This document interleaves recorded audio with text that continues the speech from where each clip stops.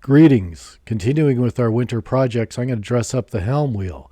We're going to be using a technique called French whipping. And if a kind of a nautical or pirate theme is your kink for dressing up your helm wheel, well, then this is a good option for doing that. So what we're going to be using to dress up the wheel is a number 30 tarred sinew nylon line.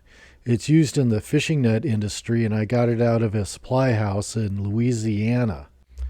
So to get started, you want to remove your existing helm wheel cover if you have one, and then clean up the helm wheel. Good opportunity to do that. Then I tended to start kind of where one of the spokes are, actually a little bit before that, and I wanted to get a few wraps in there just so I had some extra room because I wasn't sure how much length of line it would take to actually do this. And then I worked my way to one of the spokes where I did a couple of hitches around that before really kind of starting the pattern. And the whole idea with this is to stay consistent with the pattern that you're doing. You're basically just making a series of half hitches. And you want to make sure that whether you do it overhand or underhand, you stay consistent. If you stay consistent, at least through one of the spoke lengths, they'll all kind of spiral in that one direction. With mine, I did do a direction change at the very top of the helm. I did underhand up to one side, and then I did overhand. But I just wanted to get a little bit different look on that, so they kind of both pointed towards the top of the helm. So just trying to stay consistent with this, and I'll show you some other tricks in just a minute. Now you can see I'm using an underhand loop on this, and the idea is to stay consistent. You also want to make sure that each loop, once it's on the helm wheel, is cinched up to the previous one, and you want to kind of keep somewhat of a tight pattern. I'll show you some tricks on doing that in just a little bit. And just keep on going. Again, keep your patterns the same and just keep on wrapping this, trying to keep it as snug as possible.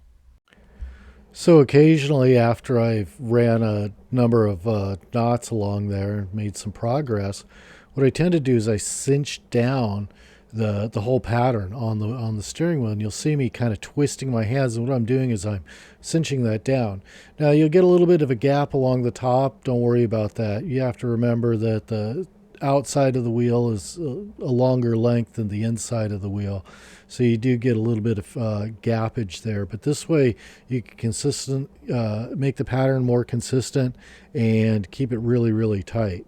And again, this line doesn't shrink or swell very much, so you're pretty good on that. So as we approach the spoke arm, it's kind of your last chance to get it all cinched and snugged up on the previous run, and we're working up to our approach on the spoke. Once we get to the spoke, what I do is I do a couple of wraps around that, securing them with half hitches before I start the pattern again on the other side of the spoke. And there's going to be a little gap that exists over between the spokes and stuff, depending on how wide it is and such. But that's the way it is. You can see that I'm reefing on the line pretty good there, just to keep it all nice and snug. It's kind of part of the game with this, and if your hands aren't used to it, you definitely want to take a break and take it slowly. You could try using gloves. I found that with gloves it would my fingers weren't quite so nimble and stuff, but this line's really tough, and it's tough on the hands. So again, plan accordingly that it might take several days for you to complete this project. Better to be safe and work consistently than to get injured and have some downtime there. The product I'm using is a number 30 tarred sinew fishing net line. I got it from a fishing net company in Louisiana, and the line has wonderful handling characteristics to it.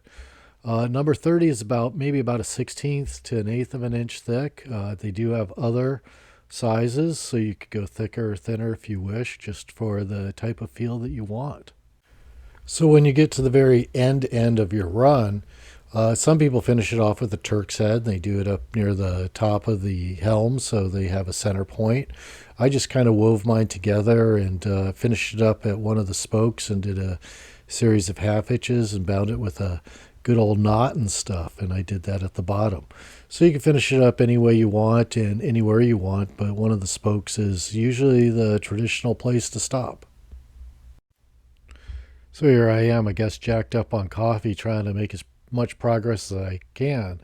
I wish I could work that fast all the time, but hey, you got to do what you kind of do. Well, finally we get to the end and I kind of wrap it up. Ha ha ha ha ha. Yeah, doing the French whipping technique. I really like this. It gives good grip on the wheel. It makes the helm wheel a lot warmer. Also, sometimes I steer with my feet, and I find that I really get a good grip with my foot steering the boat this way. So hopefully you enjoyed this video, and see you guys next time.